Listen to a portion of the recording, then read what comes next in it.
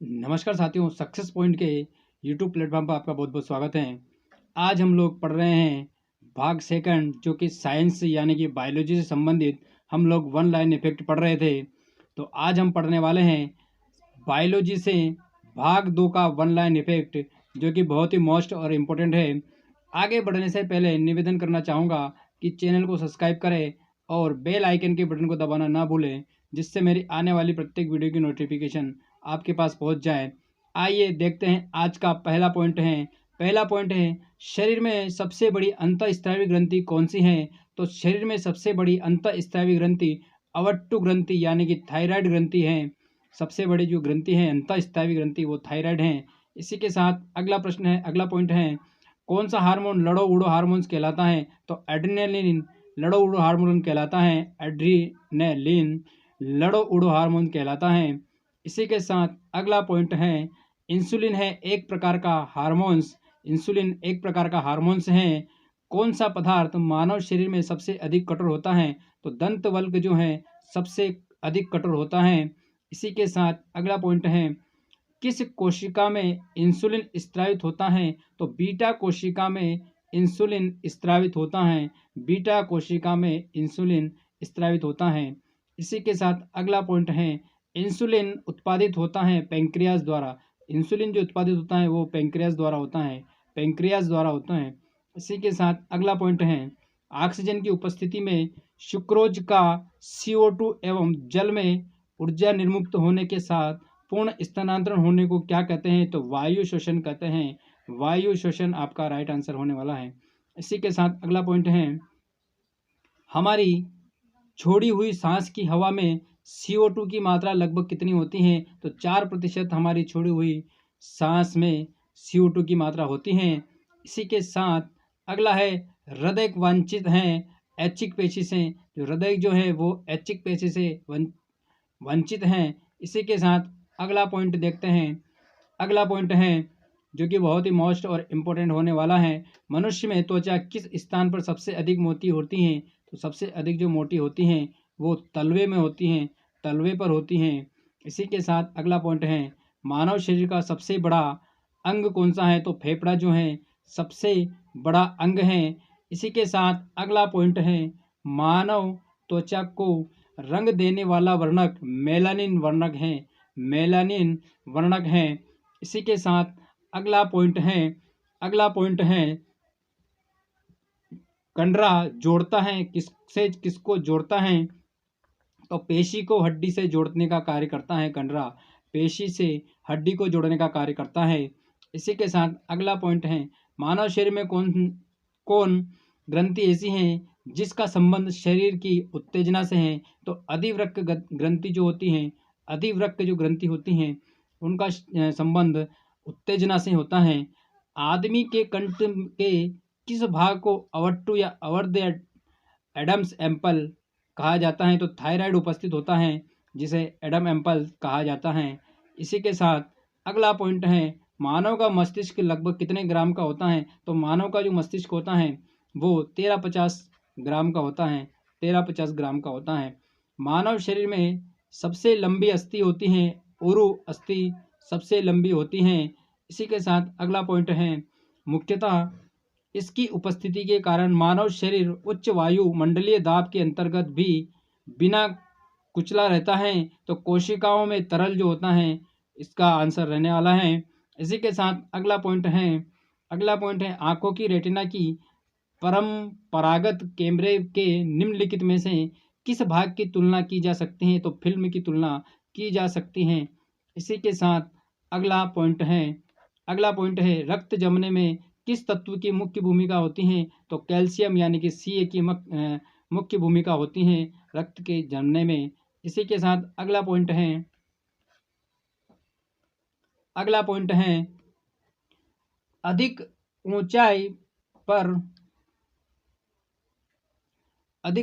पर मानव शरीर में लाल रक्त कणिकाएं संख्या में बढ़ जाएगी। क्या होगा, संख्या में होगा बढ़ जाएगी। मानव रुधिर में कोलेस्ट्रॉल का सामान्य स्तर क्या होता है। 140 से 180 mg होता है। यदि किसी व्यक्ति की रुधिर वाहिकाओं की त्रिज्या कम हो जाए तो उसका रक्तदाब क्या होगा, बढ़ेगा। उसका रक्तदाब बढ़ेगा। इसी के साथ मानव शरीर के किस अंग में लसिका कोशिकाएं बनती है? तो दीर्घ अस्थि में लसिका कोशिकाएं बनती हैं। स्तनपाइयों में श्वेत ग्रंथियां मूलतः संबंधित हैं, ताप नियंत्रण के लिए श्वेत ग्रंथियां पाई जाती हैं। इसी के साथ अगला पॉइंट है, मानव हृदय में कक्षों की संख्या 4 होती है। मानव हृदय में कक्षों की संख्या 4 होती हैं। दायां आलिंद, बायां आलिंद, दायां निलय और बायां निलय, ये 4 कक्ष हैं। इसी के साथ अगला है, मधुसूदनी या इंसुलिन अंतःस्राविक एक ग्लाइकोलिपिड है। क्या है? एक ग्लाइकोलिपिड है। अगला है, मानव शरीर में पैरों की हड्डियां फिबुला और टिबिया है। मानव शरीर में जो पैरों की हड्डी जो होती हैं फिबुला और टिबिया हैं। इसी के साथ अगला है कि गर्भाशय के लिए वैकल्पिक शब्द क्या है? यूट्रस जो है वैकल्पिक शब्द है गर्भाशय के लिए। हीमोग्लोबिन की अधिकतम बंधुता होती है ऑक्सीजन के लिए, हीमोग्लोबिन के लिए अधिकतम बंधुता होती हैं। इसी के साथ अगला पॉइंट है, कौन सी ग्रंथि सेक्स हार्मोन्स का स्त्राव करती है? तो एड्रेनल ग्रंथि जो होती है वो सेक्स हार्मोन्स का स्त्राव करती हैं। इसी के साथ अगला पॉइंट है, मानव शरीर में हार्मोन में से कौन सा रक्त कैल्शियम और फास्फेट के को नियमित करने का कार्य करता है या नियमित करता है? तो पराटू या पैराथायराइड जो हार्मोन्स होता है वो नियमित करने का कार्य करता है। इसी के साथ अगला पॉइंट है, मानव में शरीर के किस भाग में शुक्राणु डिंब में निषेचन या फर्टिलाइजेशन करता है? तो डिंब वाहिनी या फेलोपियन नली में निषेचन होता है। फेलोपियन नली में निषेचन होता है, डिंब वाहिनी जिसको बोलते हैं। जब वृक्क कार्य करना बंद कर दे तो कौन सा पदार्थ जमा होता है? तो वृक्क अगर कार्य करना बंद कर देता है तो रक्त में नाइट्रोजनित अपशिष्ट पदार्थ जो हैं कि वो जमा होने लगता है। जब एक व्यक्ति वृद्ध हो जाता है तो सामान्यतः उसका रक्तदाब घटने लगता है। मानव शरीर में पुच्छ कौन सी संरचनाओं से संलग्न होती हैं? तो वृद्धांत में पुच्छ संरचनाएं संलग्न होती हैं। इसी के साथ अगला पॉइंट है, किस प्रक्रिया द्वारा ऑक्सीजन श्वसन के दौरान रुधिर में प्रवेश करती हैं और फिर से छोड़ जाती हैं, यानी कि परासरण।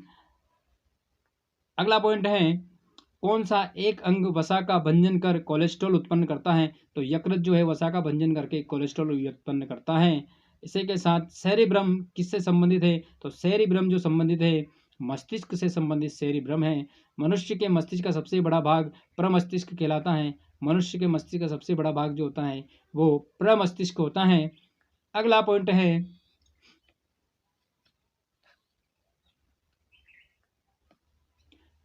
है, किसी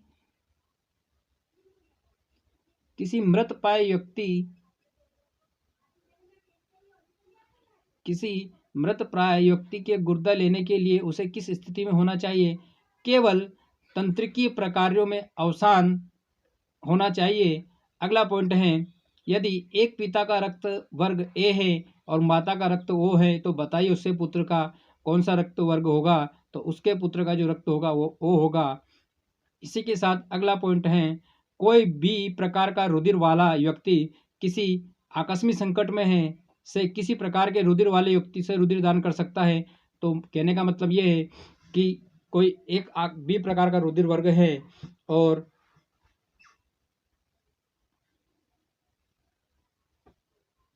बी प्रकार का रुधिर वाला वर्ग है, एक बंदा है और वो किस प्रकार के रुधिर वर्ग के बंदे को अपना रक्तदान कर सकता है?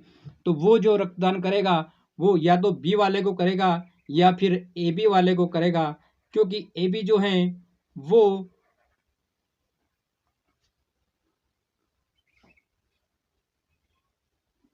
एक मिनट इसको फिर से पढ़ रहा हूँ। यदि कोई बी प्रकार का रुधिर वाला व्यक्ति किसी आकस्मिक संकट में किस प्रकार के रुधिर वाले व्यक्ति से दान कर सकता है? कहने का मतलब है कि आकस्मिक संकट में या तो ए बी को करेगा या फिर बी को करेगा। जो ए बी जो होता है वो सर्वग्राही होता है। कहने का मतलब ये है कि ए बी वर्ग जो है वो सर्वग्राही है, मतलब वो जिसका वर्ग ए बी रहेगा या फिर बी रहेगा उसी को वो ब्लड डोनेट कर सकता है। यदि माता पिता में से किसी एक का रुधिर वर्ग ए बी है और दूसरे का ओ है तो उनके बच्चों के संभावित रुधिर वर्ग होगा ए या बी, दोनों होने की संभावना है। इसी के साथ अगला पॉइंट है, संतानों की भ्रूण अवस्था में माता के गर्भाशय के अंदर ही रक्त का थक्का बनने से मृत्यु हो जाती है। इस रोग को एरिथ्रोब्लास्टोसिस या फिटलेस कहा जाता है। एरिथ्रोब्लास्टोसिस फिटलेस कहा जाता है। इसका कारण है, क्या कारण है? पिता का RH तथा माता का RH माइनस होना। पिता का जो RH फैक्टर होता है वो प्लस होता है और माता का जो RH फैक्टर होता है वो माइनस होता है। इस कारण से एरिथ्रोब्लास्टोसिस फिटलेस होता है, यानी कि रक्त का थक्का जम जाता है। अगला है, कौन सा रक्त समूह सर्वग्राही है? मैंने पहले ही बताया था कि AB जो होता है वो सर्वग्राही होता है और O जो होता है वो सर्वदाता होता है। इसी के साथ अगला पॉइंट है, AB रक्त वर्ग वाले व्यक्ति को सर्वग्राही कहा जाता है क्योंकि उसके रक्त में प्रतिपिंड का अभाव होता है, प्रतिजन का अभाव होता है उसके इसमें। अगला है सार्वत्रिक ग्राही रुधिर वर्ग।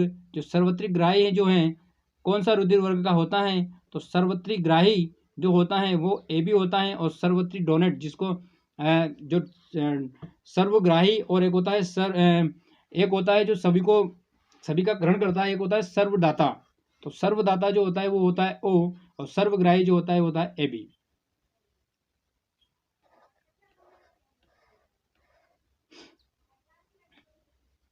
इसी के साथ कौन सा रक्त वर्ग सर्वदाता होता है या यूनिवर्सल डोनर होता है? तो O जो होता है वो यूनिवर्सल डोनर होता है।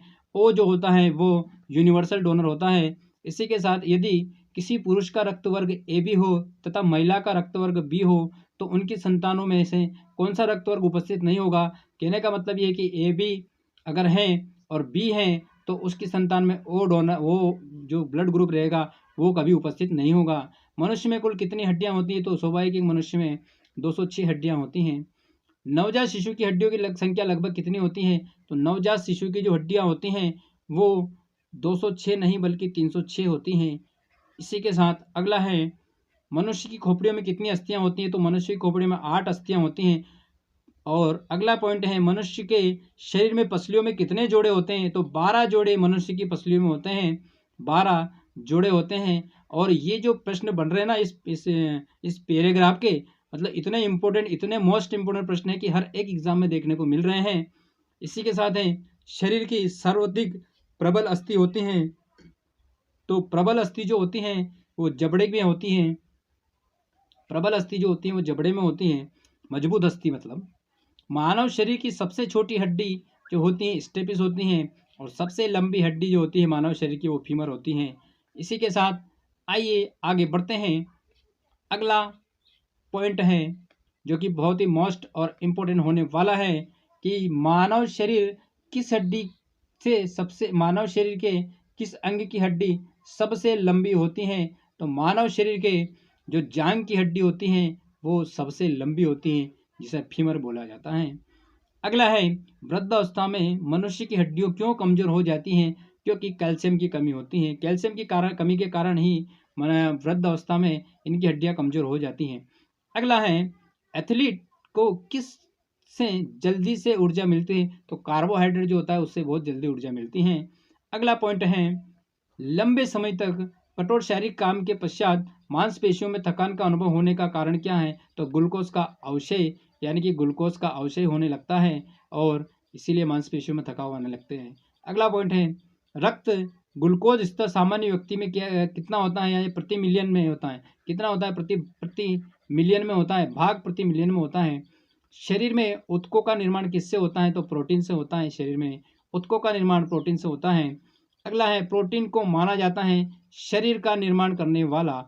प्रोटीन को क्या माना जाता है? शरीर का निर्माण करने वाला माना जाता है। अगला है, एंजाइम मूल रूप से क्या है? तो एंजाइम जो है वो प्रोटीन ही है। एंजाइम मूल रूप से प्रोटीन ही है। इसी के साथ अगला पॉइंट है, जैविक सिस्टम में रासायनिक क्रिया की प्रक्रिया को तेज करने के लिए उत्तरदायी होते हैं। तो एंजाइम होते हैं। एंजाइम उत्प्रेरक का कार्य करते हैं। इसीलिए किसी क्रिया को अगर तेज करना है तो उत्प्रेरक का काम होना जरूरी है। अगला है, सोयाबीन में प्रोटीन का प्रतिशत होता है लगभग 42%। अगला पॉइंट है, कैप्सूल का आवरण बना होता है। तो स्टार्च का कैप्सूल का आवरण बना होता है। एक पॉइंट और है कि शहद का प्रमुख घटक है जो फैक्टोज हैं, जो कि मोस्ट और इम्पोर्टेंट है। इसी के साथ अगला पॉइंट है अगला पॉइंट